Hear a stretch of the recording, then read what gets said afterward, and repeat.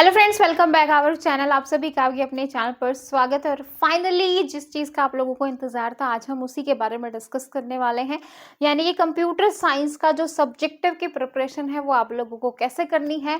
तो कुछ नई चीज़ शुरू करने वाले हैं, इसलिए मैंने लिखा है जय श्री राम। तो आप सभी भी हाथ जोड़ के भगवान जी को याद कर लीजिए, क्योंकि भाई सब्जेक्टिव के प्रिपरेशन जो आप फर्स्ट टाइम कर रहे हो किसी कंपिटेटिव एग्जाम में, वैसे तो जो है सब्जेक्टिव पेपर आपने बहुत लिखे हैं, लेकिन कंपिटेटिव एग्जाम में आप पहली बार लिखोगे, तो उसके लिए जो है हमें जो है कुछ तो मोटिवेशन चाहिए। वो हमारे जो जिसको हम पूछते हैं, मानते हैं, है ना, उनसे बहुत ज़्यादा आता है। तो फाइनली जो हम स्टार्ट करने जा रहे हैं सब्जेक्टिव का। क्लास लंबी होगी क्योंकि बहुत सारी चीज़ें डिस्कस करेंगे, यानी कि किस किस तरीके से कैसे-कैसे 10-10 नंबर के क्वेश्चन आते हैं। जैसे टीओसी से ऐसा क्वेश्चन आपको देखने को मिलेगा, डीबीएमएस से ऐसा क्वेश्चन आएगा, डिजिटल इलेक्ट्रॉनिक्स से ऐसे, ऑपरेटिंग सिस्टम से ऐसे।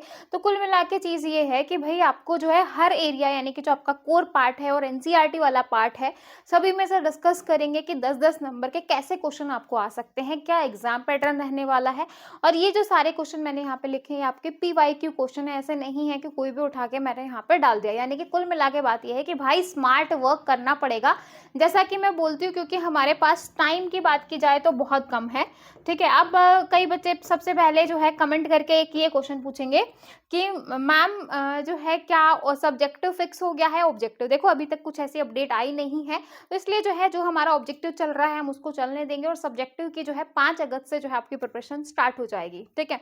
कैसे कैसे जो है चीजें करेंगे, वो सारी चीजें मैं आपको बताने वाली हूँ। तो कैसे क्वेश्चन आएंगे वो सारे हम डिस्कस करेंगे कि 10 नंबर का क्वेश्चन जो है वो कैसा आपको देखने को मिलेगा। कोर पार्ट पर एनसीईआरटी पार्ट, मतलब कोर जो वाला पार्ट है, जैसे आपका टीओसी हो गया, कंपाइलर डिजाइन हो गया, और डेटा स्ट्रक्चर हो गया, एल्गोरिथम हो गया, आपका कंप्यूटर नेटवर्क हो गया, सॉफ्टवेयर इंजीनियरिंग हो गया। तो जो आपका कोर वाला पार्ट है प्लस जो आपका एनसीईआरटी का पूरा सिलेबस है, उन दोनों को कितने क्वेश्चन आएंगे, है ना, और कितने मार्क्स के आएंगे, सारी चीजों को देखेंगे भाई। ठीक है। तो वन बाय वन करके समझो, और सबसे पहले एक लंबी सांस लो और बोलो आसान है। ठीक है। क्योंकि ये चीज होनी बहुत जरूरी है, आपके अंदर ये आना चाहिए, अरे बहुत आसान है यार, कर लेंगे, ये भी कोई बड़ी बात है। ठीक है, तो कर लेंगे। तो सबसे पहले देखो, टाइम ड्यूरेशन जो है वो 3 घंटे होने वाली है। ये मैं आपका एग्जाम का पैटर्न बता रही हूँ, ऐसा आप सभी को पता है, बट फिर भी एक बार डिस्कस कर लेते हैं। 3 घंटे का आपको टाइम मिलेगा भाई। उस 3 घंटे में आपको 18 क्वेश्चन दिए जाएंगे। उस 18 क्वेश्चन में से 3 क्वेश्चन एक्स्ट्रा होंगे भाई। ये एचपीएससी ने आप लोगों के ऊपर मेहरबानी कर दी है कि भाई 3 क्वेश्चन आपको एक्स्ट्रा देगा, कि अगर बाई चांस आपको अगर कोई क्वेश्चन नहीं आ रहा है तो आप उसको छोड़ सकते हो। ठीक है। उसके बाद है टोटल मार्क्स जो है 150 नंबर का आपका पेपर होगा। अब उस 150 नंबर में आपको 15 क्वेश्चन मिलेंगे, 15 क्वेश्चन होंगे, और हर एक क्वेश्चन जो है वो 10-10 नंबर का रहने वाला है। ठीक है। नेगेटिव मार्किंग नहीं है, और 35% आपको मिनिमम जो है एग्जाम को क्वालिफाई करना है। और प्लस इंटरव्यू में जाने के लिए आपको 2 टाइम्स होना बहुत जरूरी है।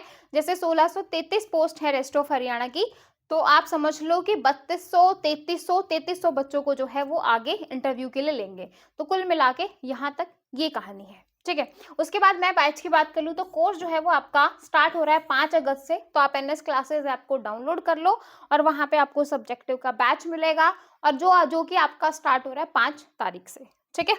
जिसमें आपको बहुत सारी चीजें मिलेंगी, बहुत अच्छे क्वेश्चंस मिलेंगे, क्वेश्चन को किस तरीके से लिखना है, किस तरीके से चीजें करनी है, सारी चीजों पे अपन काम करेंगे, है ना। स्मार्ट वर्क करना है भाई, तो इंपॉर्टेंट क्वेश्चंस ही डिस्कस करेंगे, यानी कि पीवाईक्यू क्वेश्चंस को करेंगे। तो अब वन बाय वन करके हम डिस्कस कर लेते हैं कि कैसे क्वेश्चन आते हैं। कुल मिला के कहानी है कि चाहे कितनी भी लंबी चौड़ी आप बातें कर लो या कुछ भी कर लो, लेकिन करना तो पड़ेगा ना। आप किसी को भी कोस लो, किसी को भी कुछ कह लो, किसी को भी मतलब कुछ भी कर सकते हो, लेकिन एट द लास्ट अगर आपको हरियाणा में टीचर बनना है या इस एग्जाम को देना है, तो आपको प्रिपरेशन करनी पड़ेगी। तो भाई सारी चीजों को भूल जाओ, छोड़ दो। 4 महीने का टाइम है। अब उन 4 महीनों में हमें इतना सारा सिलेबस करना है, यानी कि कोर पार्ट है प्लस एनसीईआरटी वाला पार्ट है, और सारे क्वेश्चंस हमें देखने हैं, एल्गोरिथम भी देखना है, कैसे कैसे चीजें आती हैं। तो ये सब करने के लिए हमें टाइम चाहिए, और फालतू की चीजों को आउट कर दो भाई, कर दो, अभी कर दो, है ना। ठीक है। कर दिया। तो पहले सबसे पहले आ जाओ डेटा स्ट्रक्चर के ऊपर। डेटा स्ट्रक्चर का मैंने यहाँ पे क्वेश्चन लिखा, और ये क्वेश्चन लिया है मैंने यूजीसी नेट 2010 का, जो आपका 10 में जो पेपर में आया था। और ये क्वेश्चन आया था भाई 10 नंबर का। ये क्वेश्चन एग्जाम में आपको देखने को मिला था 10 मार्क्स का। ठीक है। अब इसमें क्या था, गिवन द इन ऑर्डर, आपको क्वेश्चन दे रखा था। मैं आपको भी क्वेश्चन नहीं करवा रही हूँ, सिर्फ आपको बता रही हूँ कि 10 नंबर का क्वेश्चन वो कैसा होगा, है ना। तो in order and pre order, sequence of binary tree, design an algorithm to generate in order sequence of binary tree, illustrate with an example. अब मैं आपको एक छोटी सी चीज बताती हूँ। कहने को डेटा स्ट्रक्चर बहुत बड़ा है, कहने को ऑपरेटिंग सिस्टम बहुत बड़ा है, कंप्यूटर नेटवर्क की फ्रोजन वाली बुक उठा लोगे तो भाई जो आपकी टेनम बॉम कोई भी उठा लो, है ना, मतलब बहुत बड़ी है। ऑपरेटिंग सिस्टम की गैल्विन वाली उठा लो, मतलब सारी बुक्स ऐसी ऐसी हैं, इतनी इतनी, है ना, जिसको देखते ही, मुझे तो बुक्स को देखते ही वैसे ही बहुत वो हो जाता है कि भाई इतनी भारी भारी है, कैसे करेंगे, है ना।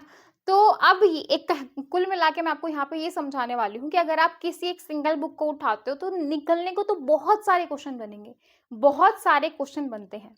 अब आ जाओ भई हमारी यूनिवर्सिटी वाले टाइम पे, यानी कि जब आपने कॉलेज किया था, आपने आपने ग्रेजुएशन की थी, पोस्ट ग्रेजुएशन की थी, वहाँ पे क्या किया था कि भई देखो कॉलेज में कोई नहीं पढ़ता, एक सीधी-सी बात है। लास्ट टाइम पे क्या करते थे, पेपर्स आते थे, सैंपल पेपर, है ना? 15 क्वेश्चन्स का, 21 क्वेश्चन का, है ना? हमारे मतलब मैंने रोहतक से किया है, तो वहाँ पे ना सैंपल पेपर आता था 21 क्वेश्चन का, अगर कोई किसी बच्चे ने कर रखा हो तो। तो 21 क्वेश्चन को याद कर लो, मेन-मेन इम्पोर्टेंट क्वेश्चन आ जाते थे, बच्चा आराम से बहुत अच्छे से पास हो जाते थे पतली सी बुक से, ठीक है? तो कुल मिला के बात ये है कि भई हमें जो है, अगर हम एक सिंगल बुक को गो थ्रू करने जाएँगे और उसके हर एक पार्ट को, हर एक क्वेश्चन को बहुत अच्छे से देखेंगे, क्योंकि जब हम पढ़ते हैं ना तो हमें अरे यार ये भी इम्पोर्टेंट है, मैंने छोड़ दिया तो क्या पता यही एग्ज़ाम में आ जाए, ठीक है? अरे ये भी बहुत इम्पोर्टेंट है, क्या पता यही एग्ज़ाम में आ जाए। तो कुल मिला के हमें अभी स्मार्ट वर्क करना है। स्मार्ट वर्क अब ऐसे होगा कि हमें इम्पोर्टेंट क्वेश्चन्स को करना है ना? मेरे ख़्याल से सुमन वाधवा नाम होता था उस सैंपल पेपर का। मैंने बीसीए किया था, तो उस टाइम पे बहुत ज़्यादा चलता था, बहुत ज़्यादा, यानी कि ये लगा लो कि भई अगर एग्ज़ाम पास करना है तो वही एक रामबाण है, ठीक है? मतलब बुक्स को छोड़ दो, एक उसको सैंपल पेपर को पतला-सा होता था और बच्चों को बड़ा मज़ा आता था, मतलब किसी के पास बुक्स हो ना हो, लेकिन वो सैंपल पेपर हर किसी के पास होते थे, ठीक है? और वो 21 क्वेश्चन सब बहुत अच्छे से, चाहे याद हो या ना हो, लेकिन रट्टा मार के चले जाते थे और एक अच्छा जो है एग्ज़ाम में नंबर लेते थे। तो मैं एक अच्छा वो था, ठीक है? तो अब यहाँ से ये मत सोचना कि आपको जो है वो कुल मिला के ये है कि भई देखो आपको अगर क्वेश्चन याद नहीं हो रहा है तो रट्टा मारना पड़ेगा, चीज़ों को करना पड़ेगा, इम्पोर्टेंट चीज़ें करनी है, चीज़ों को हाइलाइट करना है, डायग्राम बनाना है, किस तरीके से हमें लिखना है, बहुत सारी चीज़ें होती हैं, क्योंकि एक जॉब है ये, है ना? वो तो एक कॉलेज था, अभी यहाँ पे एक जॉब है, तो बहुत सारी चीज़ें हैं। तो कुल मिला के यहाँ पर ये है कि जैसे ऑपरेटिंग सिस्टम है, ऑपरेटिंग सिस्टम के जितने इम्पोर्टेंट क्वेश्चंस हैं, यानी कि सबसे पहले तो वो इम्पोर्टेंट क्वेश्चन जो आपके पीवाईक्यू में आए हुए हैं, समझ रहे हो?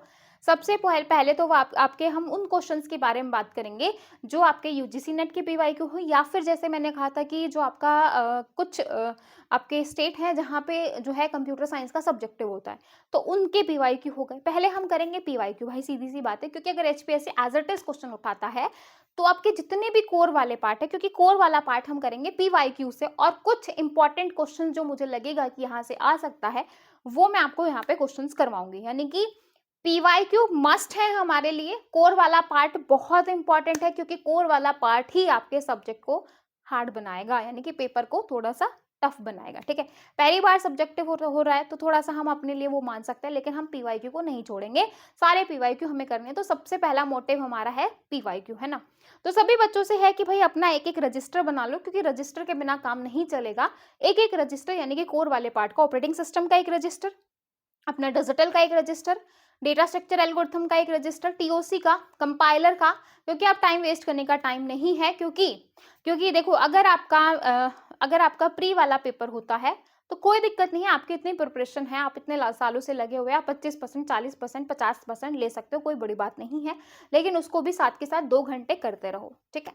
हमारा भी जो चल रहा है हम उसको चलने देंगे। उसके बाद जो आपका सब्जेक्टिव वाला पार्ट है, क्योंकि अगर उसके लिए हमें 3 महीने मिलते हैं या 4 महीने मिलते हैं या 2 महीने मिलते हैं, एटलीस्ट आप कुछ तो करो, है ना। ये आपका बहुत प्रीशियस टाइम है, जिसको हम ये सोच के निकाल रहे हैं, ये सोच के वेस्ट कर रहे हैं कि एचपीएससी तो कुछ बता नहीं रहा है, तो हमारे तो कुछ समझ में आ नहीं रहा है, हमारा तो दिमाग खराब कर रखा है। हम ये सोच के एचपीएससी को ब्लेम करके नहीं निकाल सकते। अगर वो 1 महीने बाद या 2 महीने के बाद एग्जाम डेट दे देगा तो हम उसको सिर्फ बोल सकते हैं, लेकिन कुछ नहीं होगा ना, एग्जाम डेट चेंज होगी, कुछ भी नहीं होगा। तो कुल मिला के ये है कि आप एक एक सेकंड को, एक एक मिनट को टाइम वेस्ट बिल्कुल भी मत करो और चीजों को सीरियस होके काम करना शुरू कर दो। सबसे पहला काम पीवाईक्यू उठाने हैं, ठीक है। और पीवाईक्यू उठाने के बाद, क्योंकि स्मार्ट वर्क जो है आपको इंपॉर्टेंट क्वेश्चंस को करने से ही मिलेगा, हर एक क्वेश्चन में मेरी सभी बच्चों से रिक्वेस्ट है, हर एक क्वेश्चन में डायग्राम हर बच्चा इंक्लूड करके आएगा, क्योंकि डायग्राम से बहुत ज़्यादा मेन पॉइंट्स और बहुत सारी चीज़ें जो है वो क्लियर हो जाती है और एग्जामिनर को एक बहुत अच्छा इंपैक्ट पड़ेगा कि बच्चे को बहुत अच्छे से नॉलेज है, उसने हर एक मतलब बहुत अच्छे से चीज़ों को एक्सप्लेन किया है। ठीक है, तो ये था आपका डेटा स्ट्रक्चर का क्वेश्चन। उसके बाद अगर मैं बात करूँ थ्योरी ऑफ कंप्यूटेशन की, जिसमें 10 क्वेश्चन का 10 नंबर का आपका ये क्वेश्चन है और 10 नंबर का आपका ये क्वेश्चन है। Right a back tracking algorithm, back tracking का एल्गोरिथम लिखना है जिसमें एन क्विन प्रॉब्लम को, ठीक है। और क्वेश्चन नंबर 2 है, show that the vertex cover problem in NP complete. ठीक है, तो ये आपका जो पी जो आपकी प्रॉब्लम्स हैं वहां से क्वेश्चन है और टीओसी का क्वेश्चन है, यूजीसी नेट में आया था और दोनों क्वेश्चन ये 10 नंबर का और ये 10 नंबर का है, क्योंकि यूजीसी नेट में पहले 20 नंबर का जो है 20 नंबर के क्वेश्चन आते थे, 15 नंबर के क्वेश्चन आते थे, 10-10 नंबर के क्वेश्चन आते थे, इस तरीके के क्वेश्चन वहां पे देखने को आपको मिलते थे। उसके बाद नेक्स्ट क्वेश्चन है आपका डेटाबेस मैनेजमेंट सिस्टम का, जिसमें से आपका क्वेश्चन मैंने यहाँ पे लिया है normalization. Given the relation R A B C D E F with set, जो है हमारा ए से ये जा रहा है, बी से ये जा रहा है, तो आपको लास्ट में निकालना है closure of BCD. Closure of BCD निकालना है, बहुत ही आसान क्वेश्चन है और 10 नंबर का क्वेश्चन है, 10 नंबर का है भाई, आपको 10 नंबर मिल जाएंगे। ठीक है, लेकिन हर एक चीज को आपको स्टेप बाय स्टेप पॉइंट्स बहुत अच्छे से क्लियर करके लिखने हैं। ठीक है, उसके बाद नेक्स्ट आता है आपका डिजिटल इलेक्ट्रॉनिक्स। आप इन क्वेश्चन को नोट डाउन कर सकते हो अपनी कॉपी के अंदर, इनको जो है ढूंढ सकते हो और कर सकते हो। उसके बाद है draw the circuit diagram and explain the function of JK flip flop. Digital electronic है जिसमें आपका सर्किट डायग्राम आपको एक्सप्लेन करना है और जेके फ्लिप फ्लॉप के फंक्शनिंग के बारे में बताना है, और ये क्वेश्चन भी आपका 10 नंबर का आया था और ये भी आपका यूजीसी नेट का पीवाईक्यू है, यूजीसी नेट का पेपर है। तो जो क्वेश्चन मैंने यहाँ पे लिखे तो मस्ट मस्ट मस्ट करने ही है, आप इनको इग्नोर कर ही नहीं सकते हो। ठीक है, उसके बाद है एक्सप्लेन डिमांड पेजिंग, यानी कि आपको ऑपरेटिंग सिस्टम का क्वेश्चन है जिसमें डिमांड पेज मेमोरी को आपको एक्सप्लेन करना है, जो है management system of operating system, और इसकी एडवांटेज बतानी है कि क्या इसकी एडवांटेज होगी। ठीक है, ये भी आपका 10 नंबर का क्वेश्चन है, ये पूरा क्वेश्चन आपका 10 मार्क्स का है। ठीक है, उसके बाद नेक्स्ट है आपका सॉफ्टवेयर इंजीनियरिंग का, जिसमें आपको बोला है कि what are the attribute of good software, good software के क्या एट्रीब्यूट होते हैं, and in what way software quality is connected with formal technical review. ठीक है, तो इतने सारे क्वेश्चन आपको मिल रहे हैं, नोट डाउन कर लीजिए भाई, और इनको फिर 1 बाय 1 करके सर्च करना। ठीक है, ये तो था आपका कोर वाला पार्ट कि भाई ऐसे ऐसे क्वेश्चन आपको 10-10 नंबर के देखने को मिलेंगे। अब आप कहोगे कि मैडम क्या जो है 10 नंबर का ही क्वेश्चन आएगा, भाई 5 नंबर का भी क्वेश्चन आ सकता है। इस तरीके से ए पार्ट एंड बी पार्ट, और यहाँ पे आपको स्टेटमेंट दे देगा, यहाँ पे स्टेटमेंट दे देगा, ये 5 नंबर का होगा, ये 5 नंबर का होगा। वो मैं आपको नेक्स्ट क्लास में दिखाऊंगी कि ऐसे ऐसे 5-5 नंबर के क्वेश्चन भी आपको एग्जाम में देखने को मिल जाएंगे। ठीक है, अब आ जाते हैं भाई हमारे एनसीईआरटी वाले पार्ट पे, क्योंकि एनसीईआरटी खुद 11-12 की इतनी भारी भारी बुक्स है, उनको करना वो भी अपने आप में बहुत बड़ा चैलेंज है। ठीक है, तो लेकिन उसको भी हमें करना पड़ेगा, हम उसको भी इग्नोर नहीं कर सकते हैं, और कोर वाला पार्ट भी अगेन जो है वो काफी अपने आप में बहुत ज्यादा है। तो कुल मिला के अगर सोचे तो बहुत ज्यादा सिलेबस है, लेकिन अगर ये कहें कि स्मार्ट वर्क करना है तो चीजों को आपको एनालिसिस करना पड़ेगा।